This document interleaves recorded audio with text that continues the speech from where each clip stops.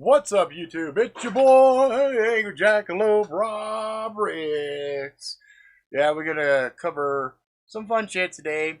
I had some really cool experience I want to share with you motherfuckers. And some shows I want to talk about a little bit. And obviously talk a little bit about the news. So come on, come closer, closer. There we go. Alright, so where to begin? So let's start by saying what's up to Kinet, what's up to Sunny, and what's up, Garen. And then I'm sure the rest of the motherfuckers are gonna come rolling through like a fucking stampeding bunch of psychos. All right, so family friends, Brenda Shane went to California. They picked up this really cool Walking Dead wine, and they know I don't drink wine, but they thought it was cool just because it's Walking Dead shit. And I was like, it is. It's a really cool thing. It's got a really interesting packaging and everything else. And I learned a lot of stuff about alcohol a couple of days ago. Or actually, yesterday, I should say. And I figured, fuck it. I'll share with you guys so you guys know knowledge too. Labels on alcohol are super duper duper important. And my boy Kirk over at Outlaw educated me. All right. So I was sitting there with my boy Shane. Shane's birthday was last month, I believe. I'm a little off on time or whatnot. But anyway, Shane's birthday was last month. And my wife had got him a Groupon to go to a local distillery called... Where's my shit? Where's my shit? Oh, it's down in the news, isn't it? It's down here in the news. Why is it down here in the news? It should be down here. Where's my shit? I swear to God. Oh, there it is. Outlaw. Boom. Outlaw Distillery right here in the motherfucking Utah. I know what you're saying. Utah is not known for its motherfucking alcohol, right? But thankfully, there's Outlaw Distillery, which is, you know, a small,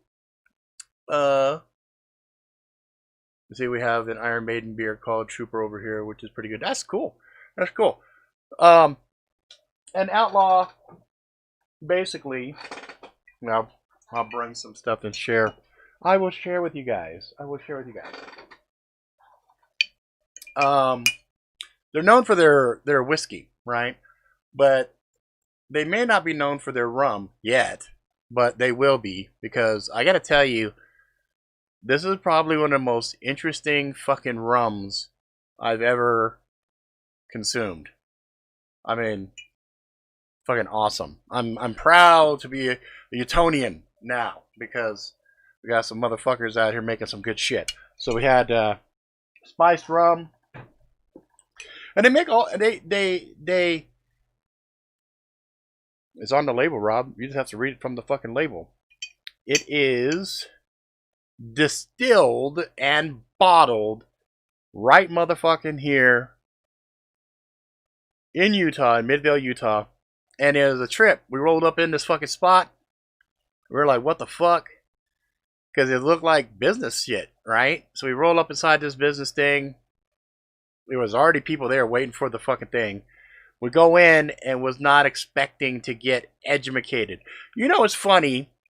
When you drink hard liquor, and it's got to be good hard liquor, though. That's what Kirk told me. You gotta have good hard liquor. But if you drink it, okay, his example opened my mind. So you take rubbing alcohol and you rub it on your arm, and the minute you pull up off of it and the air hits it, it burns. It's the same shit when we drink. So if you're like go, go, go, and you're sucking in air, you're burning all your shit. So what you do is you sip it, you drink it, you let it go down, give it a one beat, and then you exhale through your nose. And I was like, this mother bull fucking shit. Okay, bullshit. No way. So we pay for our sample and get these little sample like micro shots. Sure enough. Exhale through the nose. No fucking problem. I was like, damn, this motherfucking laced my boots up. Holy shit, that's fucking knowledge. So now you're welcome. When you're drinking hard shit and you see all these people going, oh, unless they're drinking, engine cleaner or something. If they're drinking quality shit, right? They're drinking quality shit, and you sipping it, enjoy it, boom. But as soon as the oxygen, the air hits it, that's what causes the burn. So the other thing he had that they made, and I have never had this. I'm sure somebody might have had some kind of a coffee rum or something, but to my knowledge, I had never heard of a coffee rum. And the cool thing is, everything that this cat does is all local or all USA, right? So he does all of his own waxing. These are stickers on the bottles that he does. He gets his bottles from certain locations, and then he even hooks up. So we have a local coffee company here called Badass Coffee. He took he has their label on here, sticker. Let's see, even Utah's own. So it's like it was cool, man. It was super duper cool. I just wish there was a way for us to do smell-o-vision, taste-o-vision, whatever. Because trust me when I say, this coffee right here, this one, it tasted just like a good, deep, brisk, rough cup of coffee. And I'm saying that with mad respect, because even my beloved Jameson coffee, which is right back there, cold brew. I don't know. Yeah, you should be able to see it. That cold brew right back there. It's good. But you can still taste a substantial amount of the alcohol and everything else. This has been the first thing I've ever drank that I was like, holy shit, this just tastes like a super strong, good cup of coffee. So kudos to Outlaw for this shit, because this was ridiculous. And then the other one I just had to get was a honey bourbon. And everything these guys do with their shit's top notch. Everything from the way they source their sugars, the way they source their molasses, blah blah blah. Dude broke it down. He broke it down. So I have to give my salute, motherfucking Kirk. You the man. I fucking loved it, and I will be consuming a massive amount of this stuff, and also making different types of jackalope drinks and whatnot, because the rum, for example, just tasted like Christmas. I mean, it was like a fucking Christmas party in my mouth. It was like it had so many of these unique flavors that hit it that I'm not used to having in a rum, that I was like, wow, that shit's crazy. Then this stuff right here, this is so fucking sweet. The honey that's in this is so sweet that it just permeates and just comes through like a champ. And so, I just want to give them a shout out, because whenever I come across something that's local or something USA, blah, blah, blah, that they're really killing it and they're really doing good from my point of view, my humble opinion, that they're trying to, keep it America, doing it small batches, doing the shit right, giving it the passion and the love. Like, it's really obvious when you talk to Kirk that it's his passion. He loves this shit. And in all honesty, the very first Outlaw I ever had, I had got it just because it was a clear whiskey, and I wanted to try out this little glass thing where you put wood in it, and it changes the color and whatnot.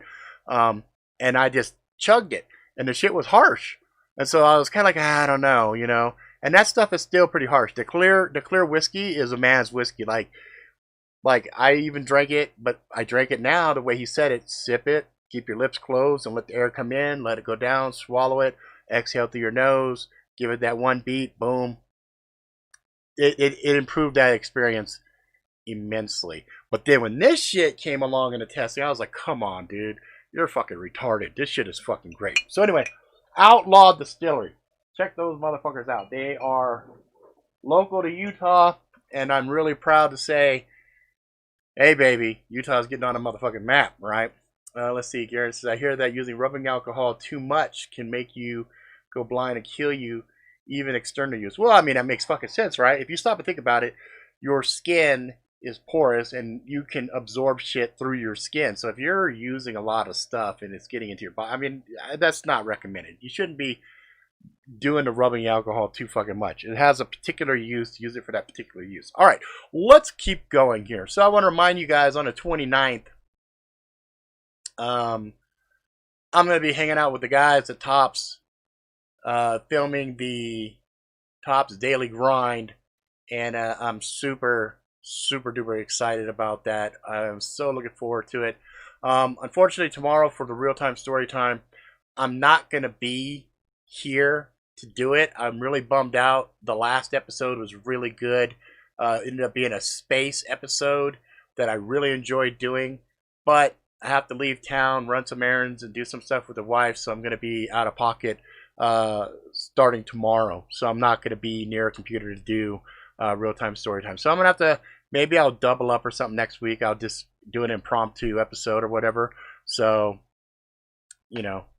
Ethanol alcohol is different than rubbing alcohol. Obviously, you could drink, you know, the ethanol alcohol that we find in alcohol, we find in beverages, right? Rubbing alcohol, yeah, don't even, yeah, no, you don't fuck with that. But there's some people that like to do crazy shit with that, and I'm just like, leave it alone. I just finished the second half of Rusted Blade. That turned out pretty good. That's going to be up pretty soon, and that way everybody will have the full audio book of the Rusted Blade, and it turned out really good. You know, pat myself on the back. I think you guys are going to enjoy it. So you'll be able to check that out over on Naveps. You'll also be able to watch it on this channel. You'll see it in a couple different places. So there's that. Also, I always like to give a plug out to my boy Joshua Swanigan for Knife and Gear Society, just because he's a cool fucking dude, and I told him I'm going to constantly promote his shit. No, I'm not getting paid or nothing. I just fucking like the guy. He's fucking cool as shit, so I do that. All right, now let's go ahead and get into let's see, what is this alien here? Is that the wrong one? Yes, the wrong. Yes, this. No, delete that. Okay, so we're gonna go through the news. Let's start out with something fun first. Social media has made too many of you comfortable with disrespecting people and not getting punched in the mouth for it. I saw this on Facebook and started laughing. Somebody had shared this and I just thought it was fucking funny. So I figured, fuck it. I'm bringing that bitch over here so you guys can enjoy that fun shit as well. Alright, getting into the news. One of the things that is just like really blowing up hard right now is this whole crack cocaine shit with Hunter Biden, right? And apparently this is how the story goes.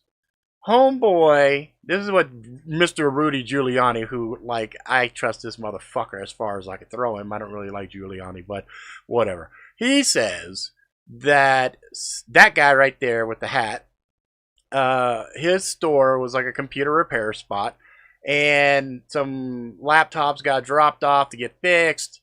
Homeboy was all kind of drunk out of his mind or some bullshit, and he never paid the 80-something bucks for the repairs. And so, you know, you don't pay for the shit. Shit ends up belonging to the shop. So the guys in the shop opened it up, saw some shit in there, supposedly some fucking porn, some really crazy shit, if you believe Rudy Giuliani.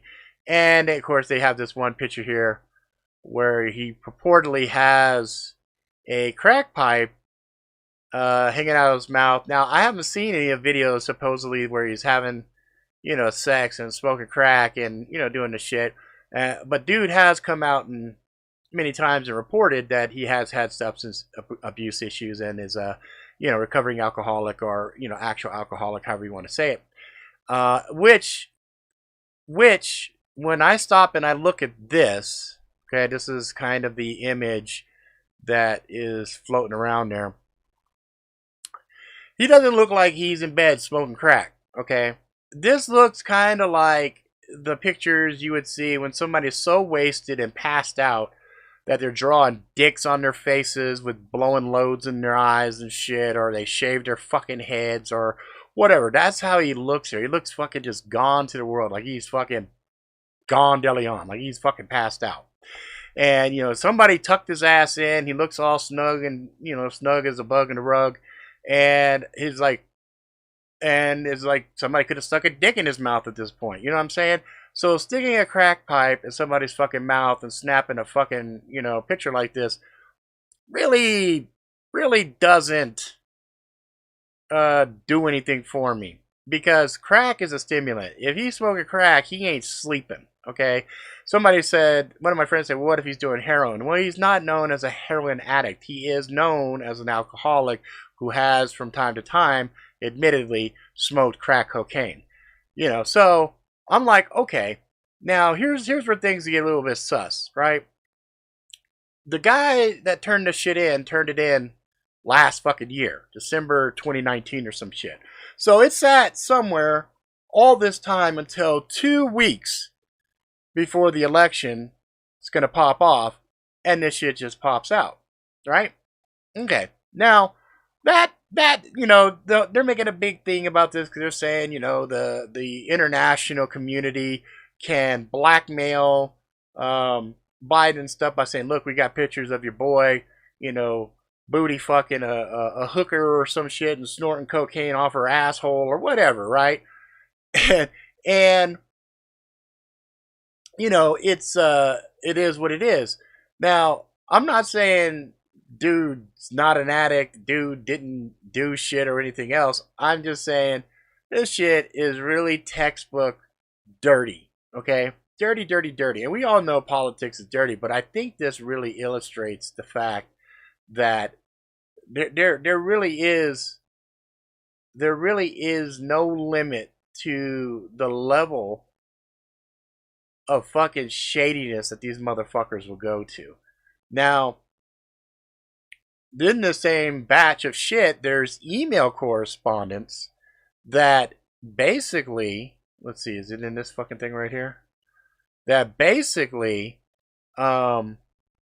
shows that there was some influence and some hookups happening from Joe Biden's side, in the Ukraine bullshit that they've been saying no, no, no, no, no, no, no, and now it's looking like maybe, maybe, maybe, maybe. Now, this is one of those things that people always like to go run off half-cocked, and if it supports your ideology, great. If it's the antithesis of your ideology, you're like, this is some fake bullshit, whatever. And it's always kind of funny to me because even with this shit popping out, it's somewhat still irrelevant because people have already pretty much at this stage made their fucking mind up who their pony that they're betting on. And so it is what it is. Let's see. Cadet says, on a Rona topic, one of my colleagues got it this week. Not doing too hot at the moment. Worst flu ever, apparently. But I haven't interacted with them for a couple of weeks, hoping to be in the clear.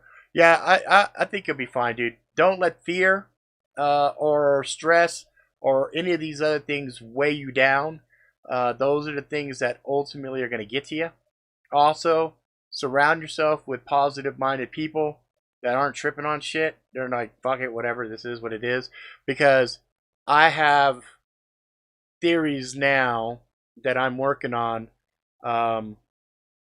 that basically says we are the guys that are getting ourselves sick. So, if you get a little scratch in your throat, don't automatically assume it's like the fucking Rona. Because the Rona really at the end of the day is some bullshit.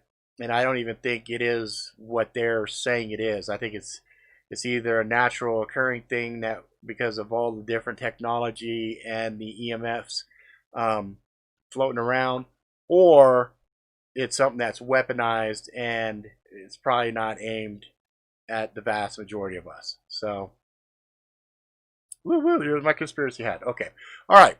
Oh, I should have had this motherfucker on while I was talking that crazy shit. Actually, it's funny.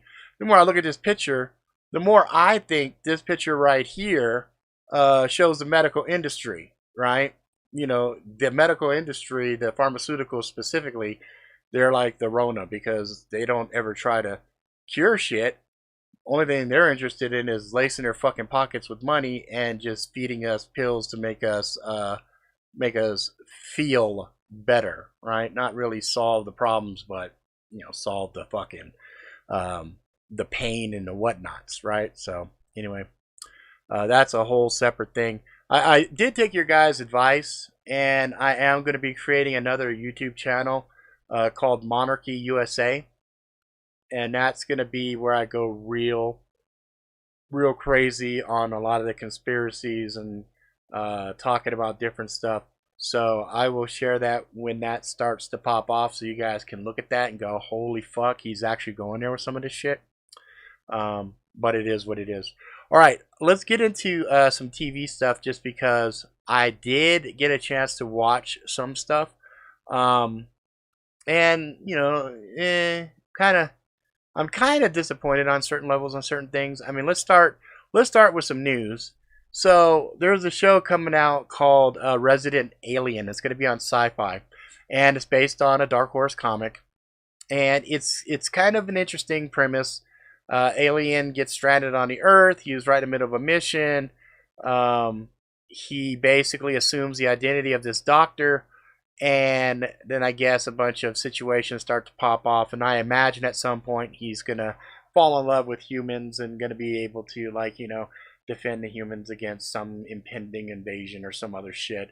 But again, it's one of those things where there's a lot of alien shit that we're starting to see more and more and more of. This one looks interesting because it's got my homeboy from Serenity and Firefly. I believe he was the pilot. He's the leaf on the wind or whatever. And so it was good to see this guy working, and he looks to be a really good actor. I was watching him goofing around, and then suddenly jump into character, and so figure fuck it, when this comes off, I'll keep an eye on it and see what's what. I always like to see things that were adapted from comic books into TV and see where to take it. You know what I'm saying? So, watched The Haunting of Bly Manor, and not all of it. I think I've only got about 3 episodes in, and I gotta say, acting-wise and set design and all the other pieces that are in there are really good. Really, really, really good. Is it scary? No, I haven't seen anything scary so far. I've seen a whole lot of creepy. I've seen a whole lot of, whoa, that's kind of interesting. But I wouldn't necessarily say terrifying or scary. But it is quality. It is quality. It does set the mood, and I did enjoy what I've seen so far. Now, this isn't necessarily TV specific, but it does lend itself to The Expanse season 5. Okay, so I've been reading this, and you can see I'm just getting close to being done with this. Okay, this is the 5th book, Nemesis Games, and I have absolutely been binge reading the shit out of this.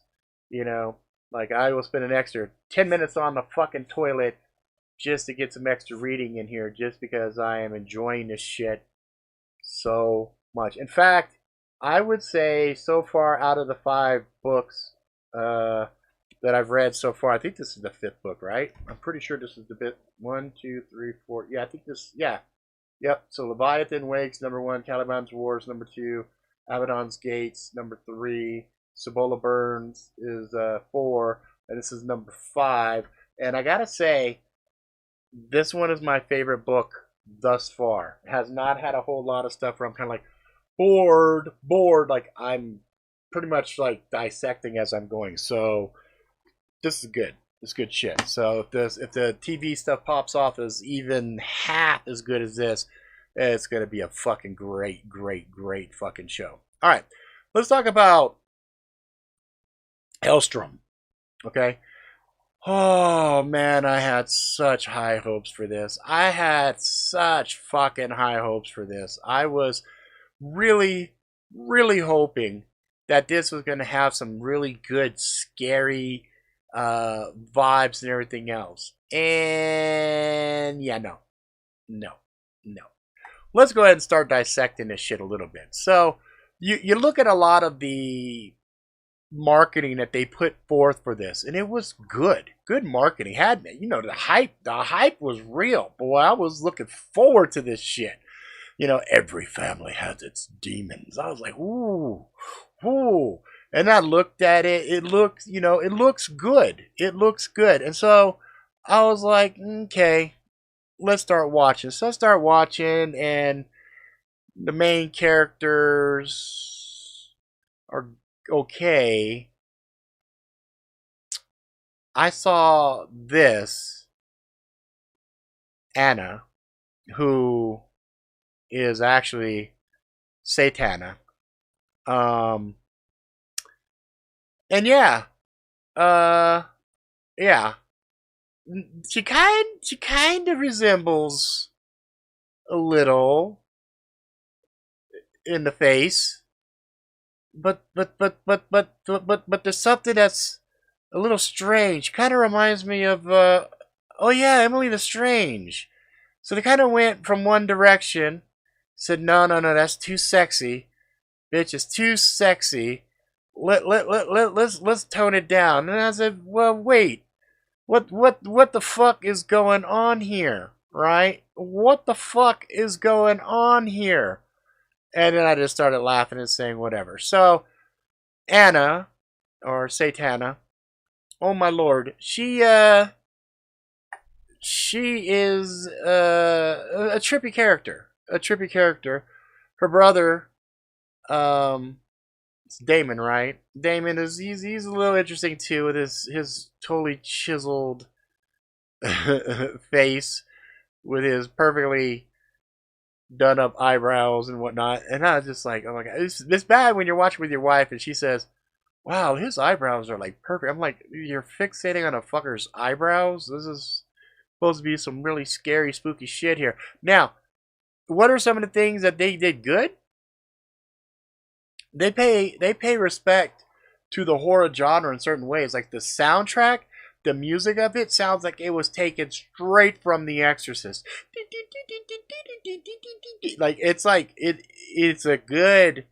It's got a good vibe to it. Secondary characters, the supporting characters. You got Gabriella, who is it's in a lot of ways is really sad. It's very stereotypical. Like they obviously watched a lot of Constantine and ripped off a lot from there. They go this exorcist route. She's a priest supported by the Vatican, and she's there to observe and be the Scully to the Mulder, right? So we've already seen that formula with X-Files. We've seen that formula recently with Evil, right? And so you're sitting there watching this, and you're watching the sister, and you're watching the sister's assistant, and you're watching all this stuff, and you're seeing all these other characters, and you're kind of like, okay. And then you start to go, here's the big plot here. Oh, look, but the groups that are the friends, they're like part of a secret group. There's another part that's going on here. It gets pretty convoluted quick. And the other thing is, they really insult the audience. Every time they switch locations from Portland to San Francisco, they put this text up, says Portland, then it says San Francisco. It's like, no shit, we know where these motherfuckers are at, okay? When we see it's Anna or whatever, it's Portland. We see Homeboy and them in the thing, it's, or actually Anna, San Francisco, brothers in Portland, right? It's okay. We get it. We get it. And I hope as the season goes on, they stop with that shit because it's retarded. Then the mom, and I'm not ruining anything here because you get all of this from a trailer. So the mom, you know, she's possessed or something, and she's sitting in this psych ward that's run by one of the secondary characters who raised Damon. You get all of this stuff from, you know, none of the spoiler shit. It's all surface level shit. And the mom is infested with a super duper duper powerful fucking demon. And then it looks like there's like some kind of a beef between demon kind or something. So anyway, it's kind of interesting. We got 3 into it. And I had to call it. I said, you know what? I'm actually tired. I don't want to watch anymore. My wife was surprised. She was like, wow, you were all excited. I was excited, but it's really not that good. I mean, it's okay, but it's not like good. So there you go. And the characters are the characters are kind of caricatures. They're like they're mockery of certain things, and so it's kind of like, whatever. So I'm hoping it's gonna get better. We'll see though. I will let you guys know. All right, now in regards to stuff like video games, oops, I have some irritating news and some okay news. So, pre-sales for Watchdog is out. You can go ahead and most of the platforms that you're interested in. And wow, you know, I just realized Grandma's got really good trigger control there. That was pretty funny. When it cycles back to see, like he's got his finger on a trigger, so that's a dipshit, right? He's supposed to be a spy, finger on a trigger. He got no fucking trigger discipline, right? But watch Grandma right there. Woo, finger completely away from the trigger. That's fucking awesome. Anyway, so that's I thought that's ironic. Grandma's got better fucking trigger discipline than the guy who's supposed to be the spy who is like trained and whatnot. So whatever. All right, let's keep going. Now, what pisses me off is Borderlands has announced that they are going to do a Season Pass 2 that they're going to charge you for and everything else. And, they're kind of cagey about what's going to be in there. But we already know it's going to have some stuff where each of the characters has a fourth skill tree that they'll be able to explore and check out and make new builds and whatnot with. So, that's all right. That's kind of cool. I'm going to hold off on my final judgment and shit until I see what these motherfuckers are going to try to charge. Because the reality is, if they charge something like, I don't know, 20, 30 bucks, and it has more DLCs and the other stuff, maybe. If it's 20 bucks, oh fuck yeah, all day every day. Like I'll be like, all right, that's fair. You guys are putting some work in on this shit. That's cool. But if they start trying to do something like a fucking 40, 50 bucks, then they're fucking cocksuckers. That's all I gotta say about that. So, all right. I think I covered the news. I covered the stuff now. Okay, motherfuckers. We did a deep dive last week on iPad Go 2.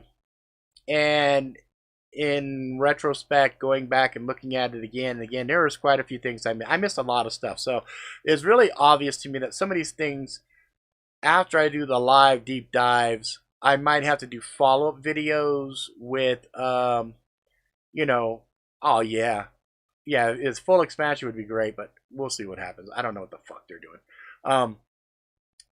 But I got sent another video. This one is called In Shadow. And I figured, fuck it. What we'll do is, boom, I will... Oh, why is that not working? Video capture device. Oh, it's not a video capture. It's the display capture. Boom. There it is. All right. So let's go like this. And I think I can go like this.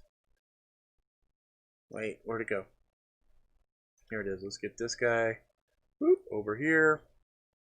Just open that up to like that. Scoot this up over here. Like that, like that. There you go. That way I can still see comments and whatnot. And you guys will be able to see this shit. Alright, so what I'm going to do, I'm debating on, well, I'm going at half speed. So I think one of the things that was really irritating was last week, when it's really slowed down, the audio and whatnot gets all raw. So this one is called In Shadow. It's a modern odyssey. It's an animated short film. Normally it's 13 minutes long. We're going to half speed. So here we see Cellular Division. right? We see a 3. 3 is used a lot of times and stuff like the Holy Trinity, Father, Son, Holy Spirit, but you also find it a lot of times in different capacities. So we're seeing it split, we're seeing it being part of a constellation. Now this constellation is zooming back, zooming back, zooming back. And what is this going to form? This is forming dun, dun, dun, dun, dun, dun, dun, dun, dun, dun, dun, an eyeball. So we see an eye. Could be the eye of God. Could be all-seeing eye of some bullshit. Whatever. We'll see kind of like a Big Bang or some kind of a super white hot nova portal, whatever. We see a cube-shaped breakout of possibly the planet. So it's kind of a nod towards flat Earth, or, you know, reality in a box. Everything's inside of the box. There's a lot of references to boxes through time, Pandora's box, etc. You said Pandora's box. I bet her box is hot. Yeah, okay, anyway.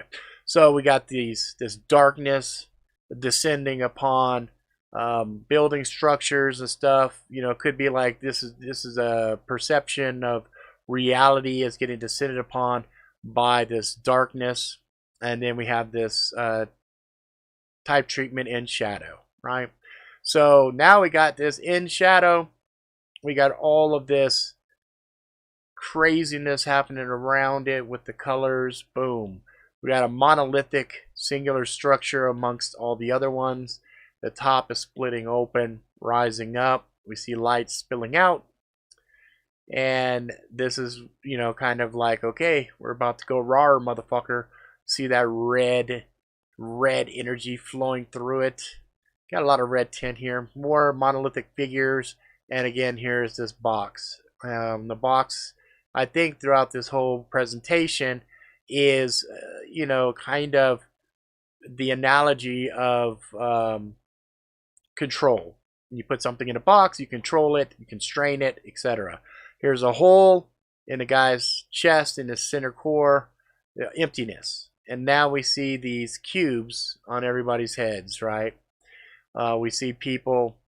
My daughter and I watched this, and she was like, "This, like, hear no evil," or whatever. I said it could be they're blocking sound out. Could also be, you know, they are not trying to hear something. Here we've got, you know, crab mentality. You know, life is all kind of crammed together. This is the high priority. You got people with really crazy things. Here's a guy carrying a mortgage or a thing on his back. Here's a guy on his car. Those are both big, epic things that we spend money on. Here's people losing their heads. Got the different devices and stuff they were holding, cell phone, getting their morning coffee, whatnot, heads exploding, showing emptiness. Almost looks like, you know, this kind of depicts like when somebody's shot and you see slow-mo bullet time.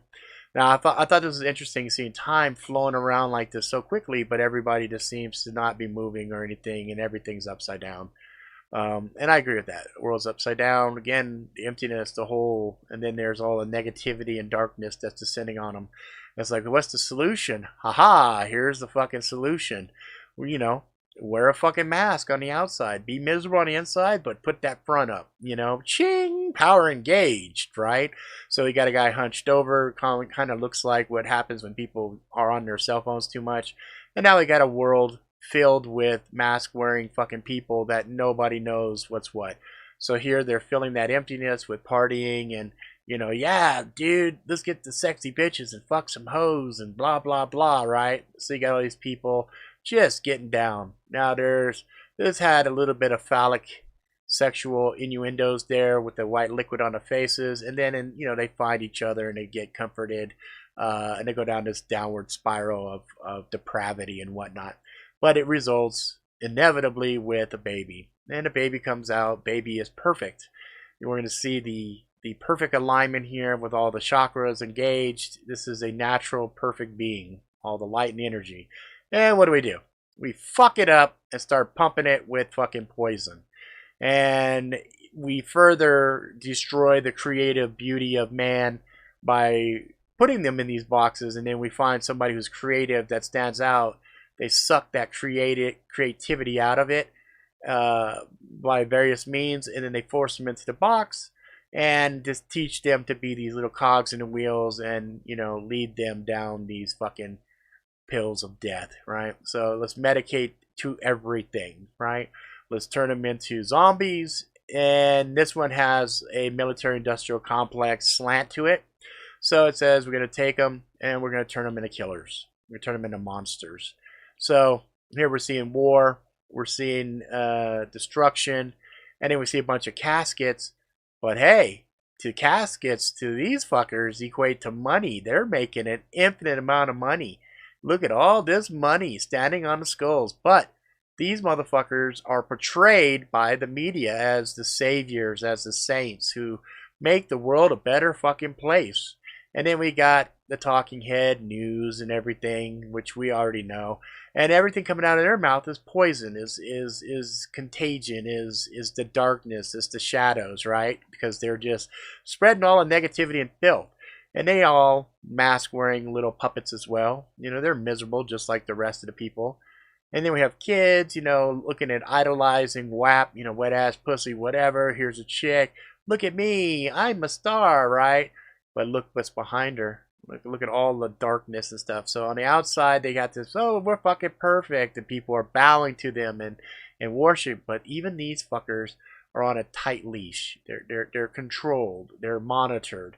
And then they say, hey, let's take these and let's put them in movies and stuff and tell people what life's supposed to be about, and so here we go, boom. And then we think these directors are great, coming out with these cool little ideas. They got these brains, right? No, they're all being fed. They're being controlled and manipulated and told what kind of narratives and agendas to push out.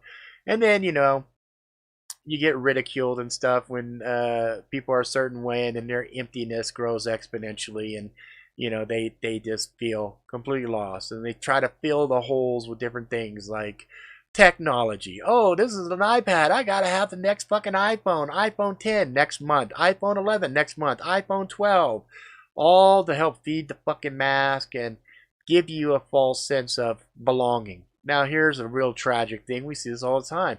People that are in an intimate relationship, friendship, whatever, and they're living through their fucking devices. They're not doing the human experience. They're basically just putting out fronts, facades, like Facebook, for example. Here's the mask. Here's all of the little web things. And then we got games, video games, really ultraviolet games. Now, I'm going to pause this because first time I looked at this, I didn't catch this. So, in the middle is the vast majority of us. We can sit, play video games, eat popcorn, drink beverages, soda pop, and everything else, completely oblivious to the plight of the rest of the world, where they might have genocides, where limbs are being amputated because you have a town where they have a weird pathogen for whatever reason. Kids are born without their right arm, or you see because of food or water conditions, they're malnutrition, they're nourished, and they don't have the nutritional values in their food, and so they end up with all sorts of problems, right? And so this was a very powerful image here. It's a really interesting juxtaposition of first world problems versus rest of the world fucking problems. So I thought this one, out of most of the pieces, was pretty fucking powerful. And so here's people talking, gossiping, whatever, drinking their lattes, blah blah blah. You got selfies, but then also behind is the endless oil consumption. We have more consumption here of shopping to feel good. Look at me, I'm all that girl. And then this one, they are these emaciated beings, but they actually feel like they're fat. They have really bad self-image. And the makeup industry, here they're stripping out rabbits. It's almost like the essence of rabbits goes into these makeups and whatever. Let's see, there's this one right here is all the people wearing different fits, and then when you break the mask apart, you can see just how fucking miserable is. And here we got a model. We got all these men lusting after her, wanting her and everything else. You got these women going, oh my god, look at how sexy these motherfuckers are right here. And these dudes are all just pumped with fucking steroids and everything else to get, turn into these big meaty things, but they're fucking children on the inside, right? And then they're showing these different variations of people, like, look at my perfect teeth, look at my tattoos, look at this, look at me, look at me, look at me, right? Everybody shining lights on themselves to stand out.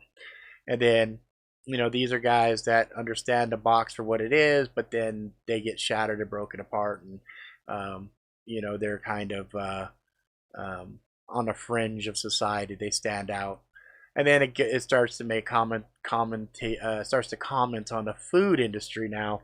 So here we've got all of these grossly enlarged pigs and stuff that are too big for their fucking cages, and they're just getting pumped with stuff, and they cut them all apart, and they're pumping them with all this shit, right? Same thing with all these chickens.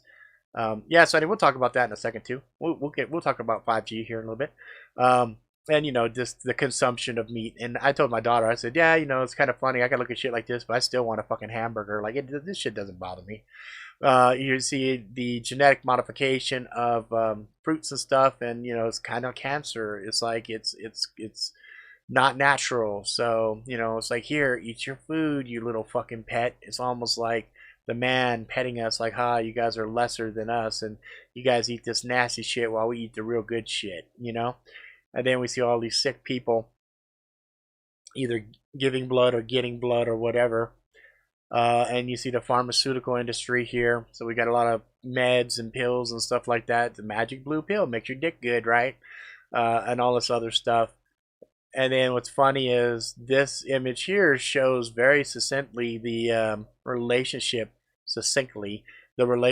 between pharmaceuticals and doctors, right? And this guy looks like Dr. Death. He's got like taloned hands, and he looks like Grim Reaper. And here's all the consumption of all of the medications and whatnot. They look like rabid, addicted monsters. That just shows all this darkness. And this is horrible. Mother's got her daughter's mouth open, and she's just forcing these pills down her fucking throat. And you got all these people stuck in these boxes of paradigms where they think medicine and science has the key to everything, but in reality, is bullshit, because everything is just theory.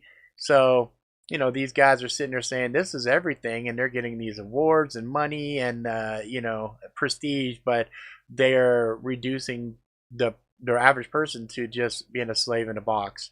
And here we've got the typical, hey, we're partners, and robbing from each other and stealing and stuff like that, which is, again, that dog pack mentality bullshit. Greed is good. Eat the rich, or the rich eat the rich, or the rich eat the poor, whatever. It doesn't matter. So it's like they're cannibalistic. Okay. And then we see this double standard here of, hey, you're the most vulnerable, let's help you out. But you see the trail of money. You see where everything goes, how it's all tainted and connected to the darkness.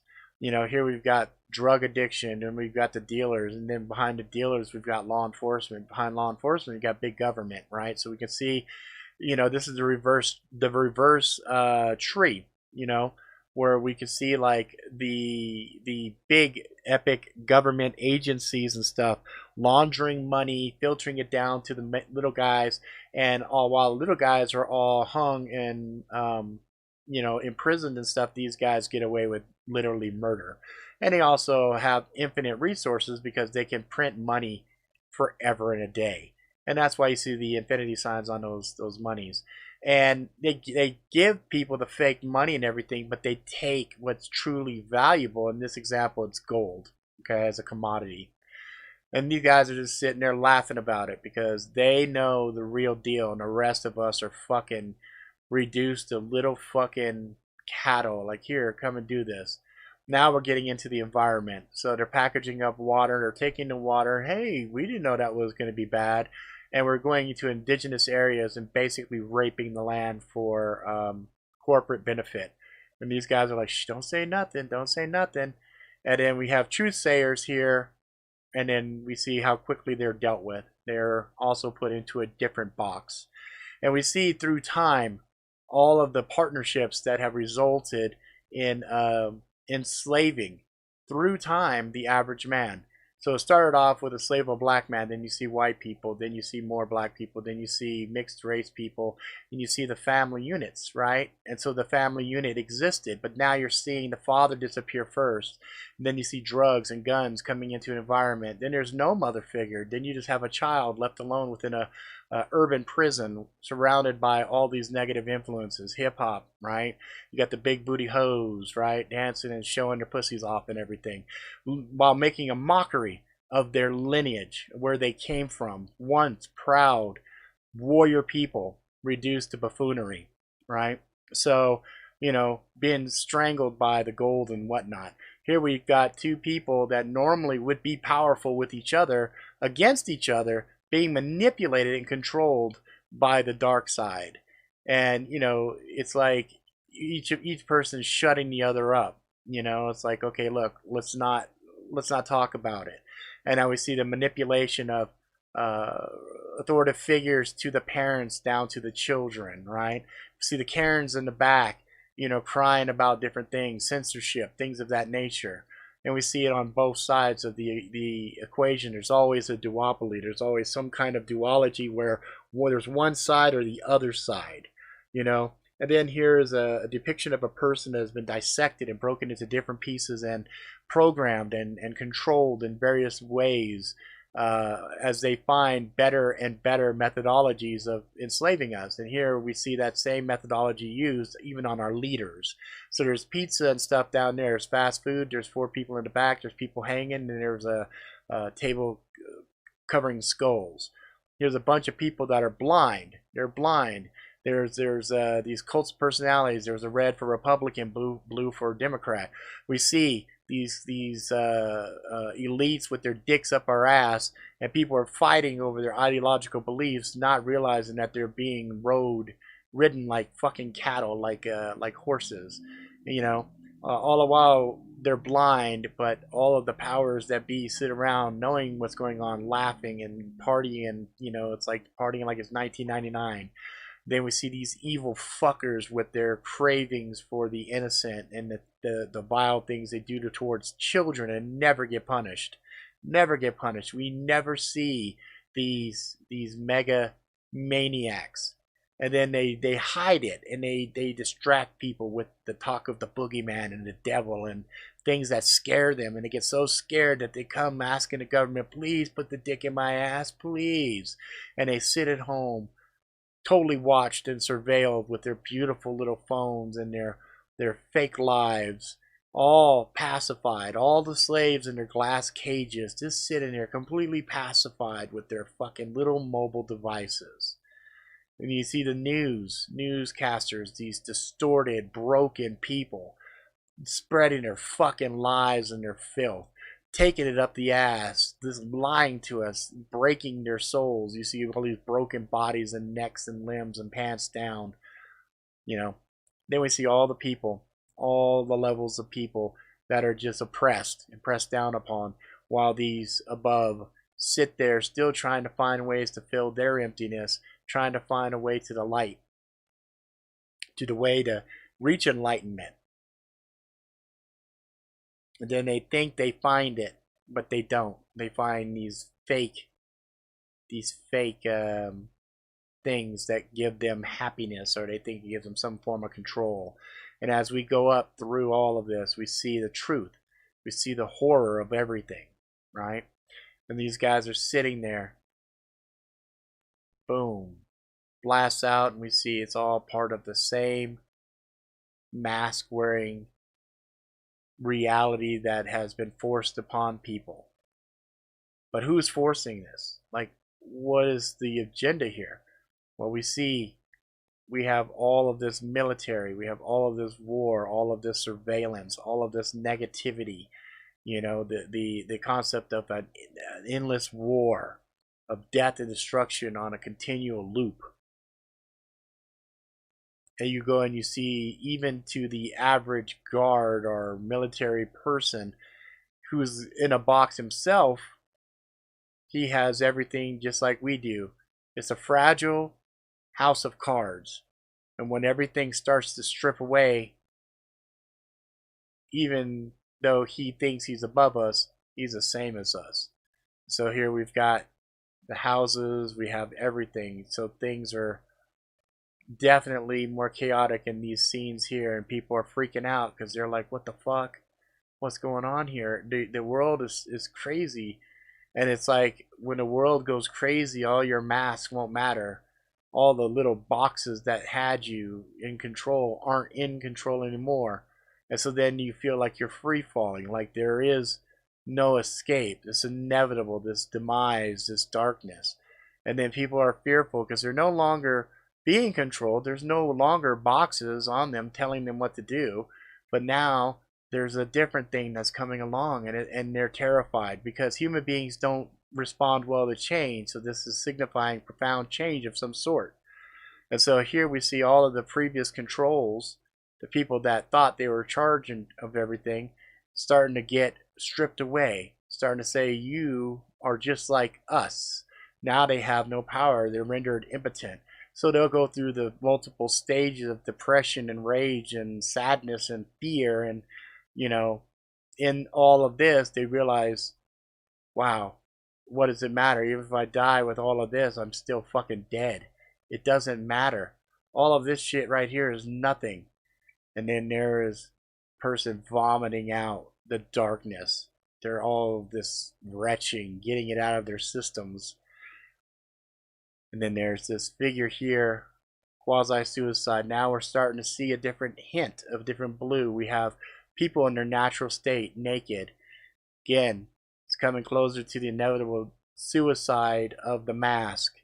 Now we have natural, human in its purest sense, rising, trying to get out of the darkness, trying to get out of the water, to get to air, to get to life, to get to the very important breath, to breathe, to be part of the living. And so they rise up out of the water, and it gets closer, boom. The mask is blown off. Everybody's perception of the world changes. Man is stripped away down to his core essence. We see everything down to just the power. And we have a skull, and there's the brain, the pineal gland. So the pineal gland is all about opening your consciousness and going and understanding what is real, what is the natural laws of beauty and balance. We see symmetry. We see beautiful colors. But then the beast system does not want to end. It's like, no, be afraid, be fearful. You are ours. You are a fucking slave. But no, they don't have the power. They don't have the power of the soul. They don't have the power of love that we do. That power is infinite. It's stronger than any hatred or darkness. There's the power of the essence flowing through him. He sees and knows the truth. He's rising above all of that. He is transcending, getting out of the normal boxed beast system, rising above the pyramid and all the monolithic things around him, breaking apart all of the shackles of bondage. Now he is pure. His form, his essence is of almost godlike. And now we see the same thing happening with the woman. She strikes out. She is the phoenix reborn. It required that fire to baptism of fire. We're seeing that in a lot of these presentations. So there she is in her beautiful form, rising to the heavens. And now she's falling back down. But she's in of the light now. They're together. They're fighting. They are like a beacon. They're like the beacon to say, this is the way. They take all of the knowledge and all of the essence from those who were before them, bring them together. Now we have the baby again restoring the tree of life. The baby is back in its natural state, and back with its natural state with all of the knowledge and the love and everything from the ancestors, is giving the tree of life everything that it needs to flourish and grow. It's a beautiful sight. And then, and only then, does divinity look upon us and is content. Sees everything and knows everything. It's almost as if this presentation is saying, we're in the shadows, but the light is what casts the shadows. And it's up to us to transcend out of this darkness and do what we were meant to do, which is to shine, to be bright, to be of nature. And then here we see almost a lotus. We're seeing that symbol. We're seeing this design in quite a few, and there is almost has waves of energy like the sun. So this was a really cool one. I liked this one a lot. I thought this one was really neat, and it's called In Shadow, A Modern Odyssey. Now, there was a lot of my own personal interpretation of stuff in there. I could be wrong. But that was what I interpreted when I watched it. And my daughter saw it, and she kind of was feeling the same way about that too. All right. Now, somebody had asked, how am I doing tonight? Have you noticed any 5G towers in the area, and what's your outtake on that? I have seen 5G in my area. I have been mentally and emotionally spent and just in a really bad headspace a lot lately. But I keep reminding myself that we are living life, and the best adventures are filled with drama. If my life wasn't filled with all this craziness, I would probably be really bored. So I'm kind of like, whatever. Do I think 5G is a detrimental thing? I do, and I will publicly state that. I don't think 5G is a good thing. I am very suspect. I'm very, very, very suspect in the fact that all of these folks here in the States that are supporting and pushing 5G are saying that it is not adversely affecting people. And yet, in Europe and other places, they have straight outlawed it around schools with children and other locations. Like, they're like, nope, you're not putting that 5G shit anywhere near these vulnerable people. And where 5G may be perfectly safe inside of a vacuum, what a lot of people don't take into consideration is we're not living in a vacuum.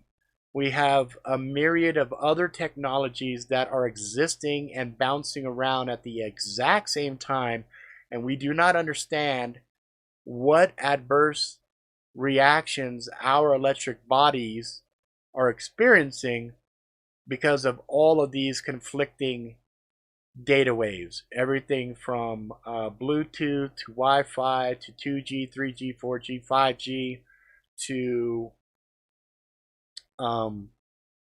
radio waves, electric waves, standard radiation coming from the Earth itself, cosmic rays, cosmic energy from outside of our planet.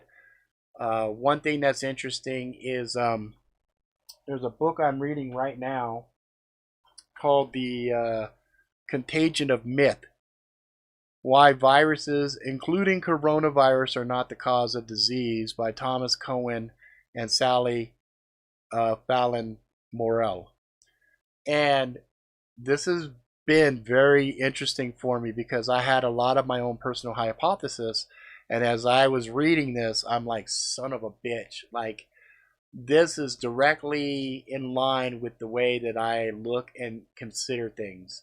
And I'm going to be doing on that other channel that I was telling you about, the Monarchy USA.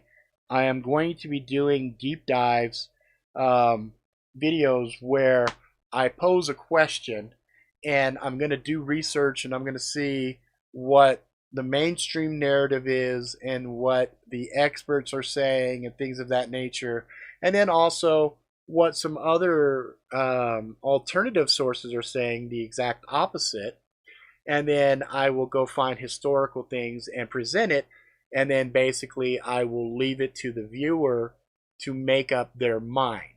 and I'm going to try to be unbiased and fair in the production of these videos so that people can't say, look, this is a conspiracy video, there's an agenda here, anything else. No.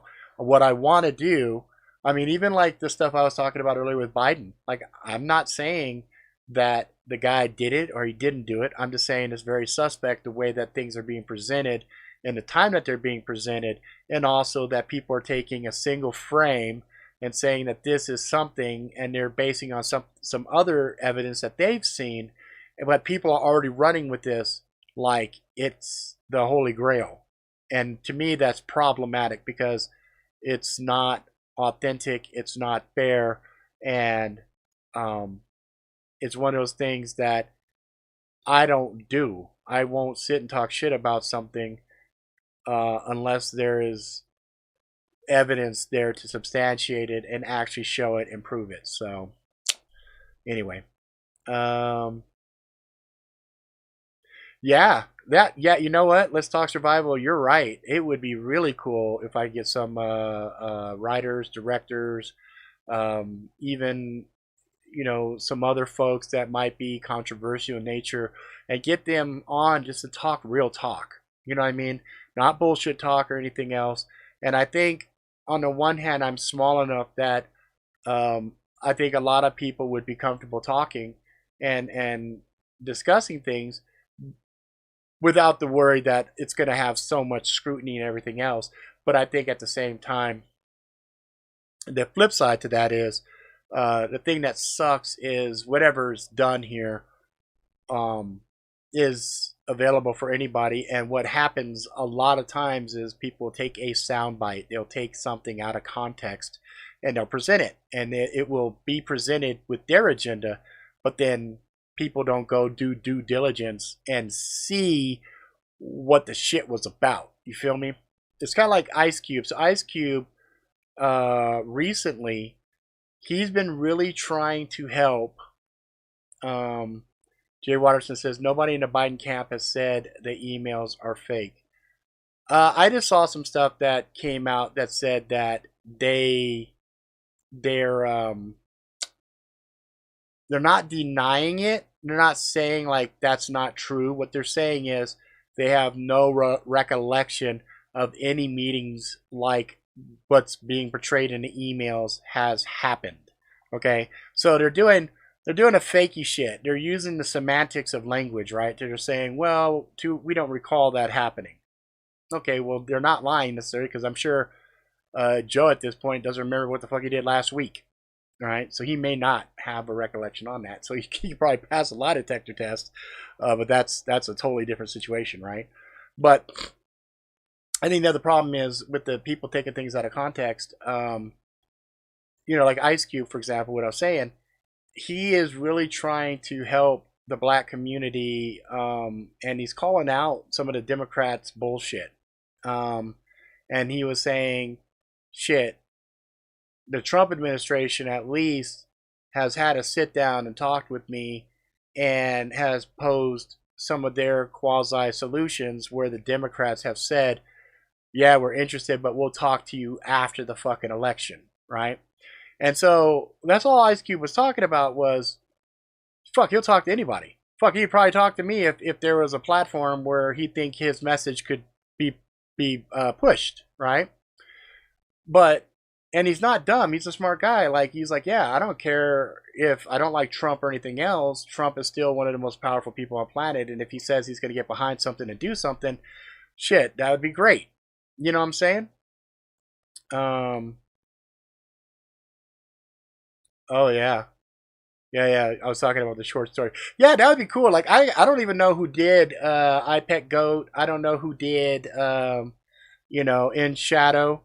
Because In Shadow, even the YouTube on that is in shadow, right? So it's kind of interesting to see. It would be fun actually to talk to some of these creative folks and say, what was your muse? What was the thing that influenced you? Even people like I was saying, like Ice Cube. Like, I would love to sit down and talk with him and be like, talking real shit with him, because it was so quick to see the Twitter environment just turn on Ice Cube and talk shit and just get in his ass, just because the perception was he was now talking with the devil. And it's funny because I've had an expression throughout my entire adult career where I don't care who my clients are.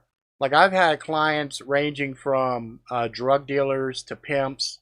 I've had clients that were like owners of McDonald's franchises. I've had clients like Franchise Pictures, um, Spyglass Entertainment, uh, Biggest Loser, Carmen Electra, you name it. I've had a lot of different clients, but I've had some people that said, like I did some stuff with Dennis Kucinich, a Democrat. I think he's out of Ohio. He was in Ohio originally, but then I think he was doing some stuff in the Bay Area. And I've done stuff with Mitt Romney.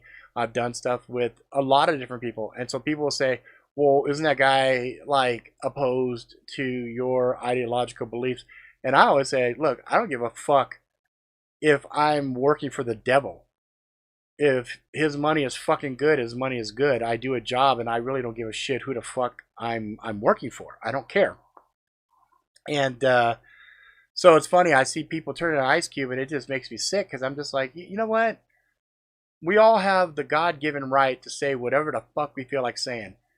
Even some of these fucking people that say the dumbest shit I have ever heard. I don't try to shut them down. I don't say that they shouldn't have their voice or anything else. That's one of the things that's great about America. We have that freedom of speech. We have the ability to get on a platform like this, for example, and talk and share our viewpoints and our mindset. But again and again, we're seeing bullshit where people are just getting stupid. And I think this one is perfectly appropriate here. Social media has made too many of you comfortable with disrespecting people and not getting punched in the motherfucking mouth for it. There are so many people I know for a fact that will talk the wildest, craziest shit. Like there's been some times even here on YouTube where somebody will call me out and say some shit, and I'll be like, "Look, yeah, I'll give you my fucking address. You can come talk to me like a grown fucking man. We could have a conversation." And I have yet to have anybody call me on it and say, "Okay, yeah, let's meet. Let's go and have a conversation." Because the people that are sitting there keyboard warrioring and trolling and talking shit are fundamentally fucking cowards. They're cowards. It's fine and dandy to talk shit when you know the likelihood of running into the person you're talking shit is 1 in a million, right? And that's what we have now. We have millions of people that are totally confident and comfortable to get up on a keyboard and just say shit they would never dare say to a motherfucker to the face. And I think again that's part of the problem that we look at here in society. I have a really fucking good friend, a guy I love him. I love him like a brother, and I bring this up. And immediately starts to scoff and get, you know, uh, really negative against me and everything else. And I'm like, wow, and it hurt. It hurt my feelings because, like I said, I love the guy like a brother. And if the roles were reversed and I had a position about something and he came and said, "Hey, I'm reading this. This is really interesting. You should check it out." I would not be scoffing at him and I wouldn't be ridiculing or remotely even looking down. I'd be like, well, shit, I value your opinion enough that if this is changing your viewpoint on something, and I know you're a person that when you see something that is wrong, you correct yourself. And I like to consider that myself as well. If there's stuff I come across, like flat Earth, you know, I don't necessarily think the Earth is flat in the way that the flat earthers are depicting it. I think mine is a little bit more abstract and God based. And I believe that our environment we live in is a perfect environment built specifically for us. And I think the world that we live in has boundaries and stuff just like a video game. There are certain things we have access to, and a lot of things we don't have access to. But in any event, it's just a sad thing when, you know, you come across something and you have a small group of real life friends that you try to share with, and they suddenly end up being closed minded. That's really disconcerting, and that's really kind of heartbreaking too. And that's part of the reason I've been in kind of a negative headspace, is that this is a time where we should all be coming together. Yeah, I would love to be able to reach through to somebody's screen and give them a slap. That would be, that would be great. Even a purple nurple, just reach through and grab their nipple and, fucker, and have them going, because at least that's kind of funny, right? Like, we're both laughing. I pinched your fucking nipple. That's funny. But, this is a time we should be coming together, not going apart. And there's a reason that they want us 6 feet apart. There's a reason for it. 6 feet away from each other, we're not resonating against each other. We're not sharing our electrical signals with each other. We're not amplifying each other. We are basically becoming very isolated. And human beings are horrible in isolation. It's because of this shit. Now I have a really profound sadness, even towards criminals. The worst of the worst. People that are stuck in solitary. Now I'm realizing just how profound a punishment that is. And we don't even have nearly the level of restrictions that people in jail have. But we're seeing all of this mental health shit is going downhill. And it's because man needs each other. We need our brothers. We need our sisters. We need to be coming together and being positive and helping each other. Because love is the only energy that we have that is infinite in its ability. I've said it before and I will say it over and over and over until it sticks in everybody's fucking head. The only way out is through love. Okay? It's only through love. And through understanding love, then you can understand sacrifice. And if you understand sacrifice, then it makes the conversation, and this is where I'm going to lose some of you. I'm going to lose some of you right here, but I don't give a shit. It's only through sacrifice and love that you understand why the core concept of Jesus is the way. Because when you stop and look at the Bible is only about Jesus. Jesus is the only character inside the Bible that is pretty much not corrupt and not fucked up, right? And so the only way out is through love, is through understanding sacrifice. And even if you don't believe in Jesus or you don't believe in religion or anything else, that's fine. But understand this fundamental truth about humanity. Humanity thrives when there is abundance of love. Humanity is at its absolute worst when we're at each other's throat, living in a fearful existence, being controlled by our masters. Okay? We should be coming together, but one of the side effects of TDS is insanity. Yeah, but even insane people, or even people with mental handicaps, it's amazing to see when there's human connection involved, miracles happen. That's all I got to say. That's all I got to say. Because the sad truth about humanity is man is a piece of shit. Man is horrible. But man has potential. And that potential is only realized when we collectively face a horrible, horrible situation and we all come together to help each other. So anyway, that's my woo-woo. That's my my message of love. And don't get it twisted. You could love somebody and still slap the shit out of them. Because remember my dad used to tell me, this is going to hurt me more than it's going to hurt you. And I used to think, you are the dumbest motherfucker on the planet because you're beating my ass. This is obviously not hurting you. This is not hurting you. Until I had to spank my children. Oh my God, that pain in my heart. But that was sacrifice. That was discipline out of love. And it hurt. It hurt me to do it. But that's my point. We can live in a disciplined world filled with love, respect, and understanding, but at the same time, still be able to whoop that ass if it has to happen, right? I'm not all about love and kumbaya and all the other stuff. I'm all about respect. I'm all about listening, understanding, and saying, okay, I see what you're saying, but I disagree. And then supporting people regardless when they absolutely need it, when they truly need help. There are some people that like to abuse systems and say, oh, I need help, I need money, and they're just being lazy. What I'm talking about is a person that requires help, and you help them and you educate them and you teach them the way.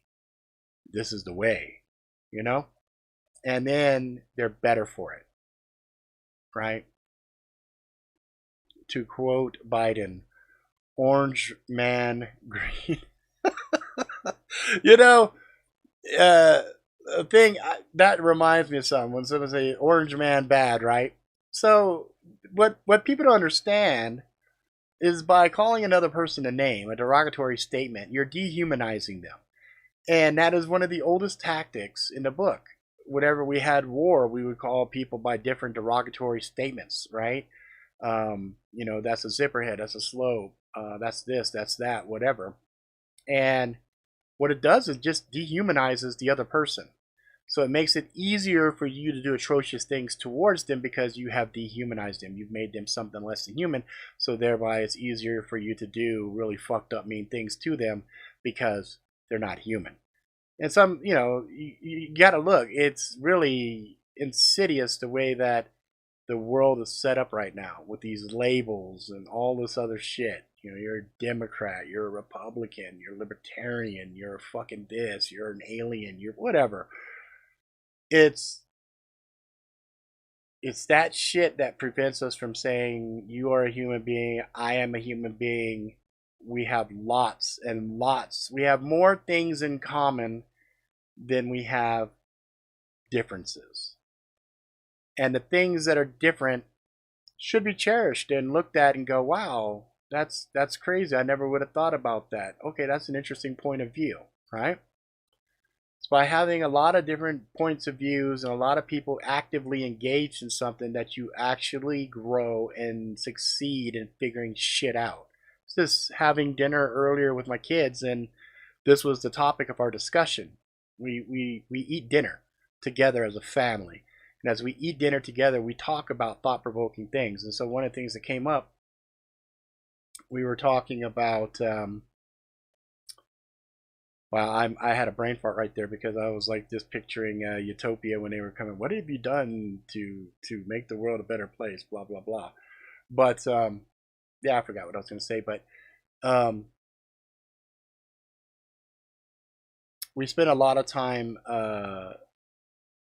damn it, what was I just saying? Somebody throw it in the fucking chat, save my ass here, because as soon as you say it, I'll be like, ah, that's right, because I had a fucking point. It was a good fucking point. But I got distracted. That fucking Utopia popped in my fucking head and derailed my ass. That's fucking funny. But, let's see, sit down. We were talking about a lot of stuff. We were talking about Contagion. We were talking about different stuff. Fuck, I hate this lag. The lag is what sucks. People get branded, difference of opinion. Oh, I remember now. So the Mayan language, right? You had all of these researchers and all of these people in universities and whatnot that were studying it, and they couldn't figure it out. They're like, it doesn't make any fucking sense. We don't have a fucking, codec or something to explain this, right?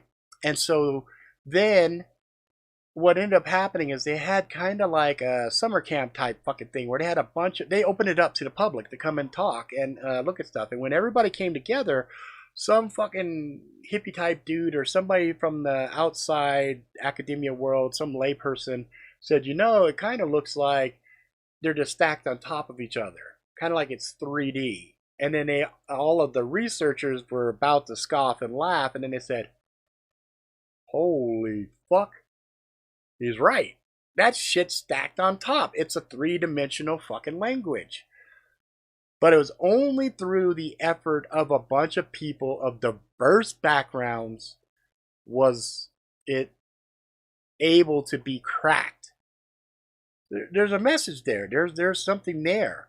You need to have a bunch of different people from different walks of life, from different education levels, from different, ideological beliefs come together on your toughest problems to work at it as human beings, to come together as humans and solving those problems. And if everybody's sitting around arguing about what's better, fucking Coke or Pepsi, well, obviously we're fucking idiots because we are being distracted by the little things when really people should come together and discuss the really, really, really critical things. Like, I think what would be smart is if they had a national list of problems, okay? And it's just an open forum. People can go up and they would put all their information in. They'd put, why they think they're qualified to look at a particular problem.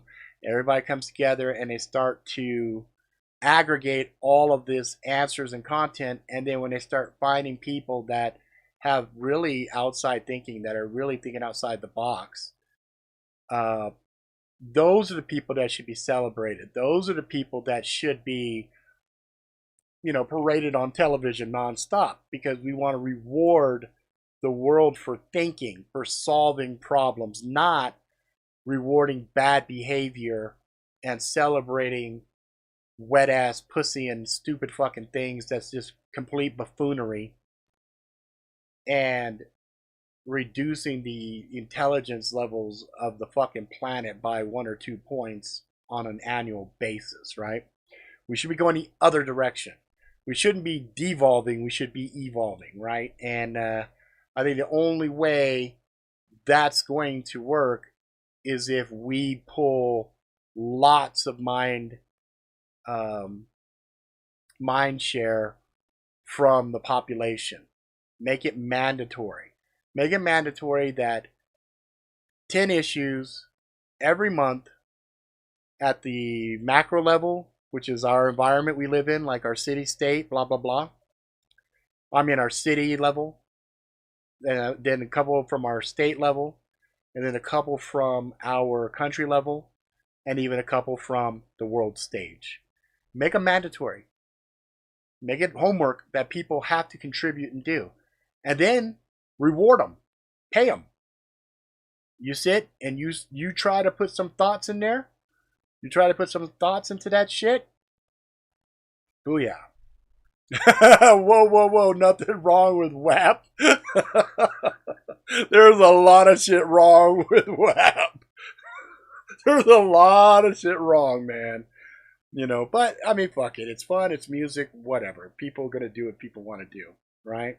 But that way, the type of system that I'm proposing and rewarding that type of behavior, then people would tend to read more. People would tend to do more research, more due diligence. People would become more educated. Because education is not just school. That's to get you that. Ideally, school should light a fuse inside your mind that makes you want to go out and find things that you can go and dig into and learn more. Like, I think you should be able to get degrees by just going in and mastering something on your own. There's a lot of people that I know. Shit, I know a lot of street pharmacists. Motherfuckers are great chemists. They should be getting degrees, or at least acknowledgement that they have skill sets to put them at a certain master level and they can be contributing inside of those environments. But no, they put all these limitations on people. I think they should be removing the shackles and letting people just go nuts and come up with interesting things. Entrepreneurs do that to a point, but there's not enough. There's not enough of that. There needs to be more of that. So anyway, that's enough. Like I said earlier, there won't be any real-time story time tomorrow, but I will be putting up the second part of Rusted Blade either today or tomorrow morning. That turned out really well, so you'll be able to hear the entire story of Rusted Blade. And so you'll be able to experience that as opposed to the real-time story time. When I come back, I'll figure something out with that. And just remember, guys, they want you to think that this is coming. They want you to think that the world is ending and it's all doom and gloom and everything else. I have a joke that I say with all my kids whenever something crazy is happening. I always follow with, "But did you die though?" And they always stop and go, well, no. I'm like, all right, so what's the problem? Right? And then the flip side is, if you die, are you still caring?